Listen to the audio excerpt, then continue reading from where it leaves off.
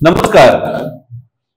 काल संसदेमध्ये शपथ घेत असताना एमआयएमच्या ओवेसीने त्या ठिकाणी शपथ घेतल्यानंतर अल्लाहू अकबरचा नारा दिला आणि त्यापेक्षाही भयंकर गोष्ट म्हणजे जय फिलिस्तीन हा नारा दिला।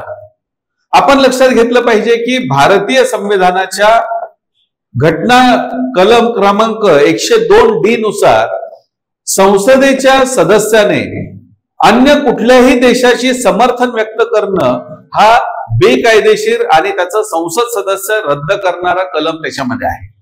त्यामुळे संविधानाच्या आधारे ओवेसीची ही जी संसद सदस्य म्हणून त्याची जी निवडणूक झाली आहे ती रद्द झाली पाहिजे अशी आमची स्पष्टपणे मागणी आहे। ज्यावेळी भारत माता की जय म्हणण्याचा प्रश्न येतो त्यावेळी हे उभे राहत नाही।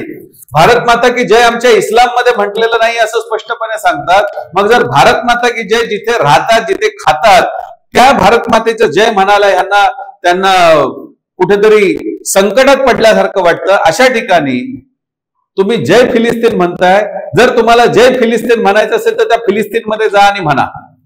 भारतामध्ये राहून भारताच्या संसदेमध्ये जय फिलिस्तीन हे सहन केलं जाणार नाही, कारण आज जय फिलिस्तीन म्हणतील, उद्या जय हमास म्हणतील, परवा जय पाकिस्तान म्हणतील।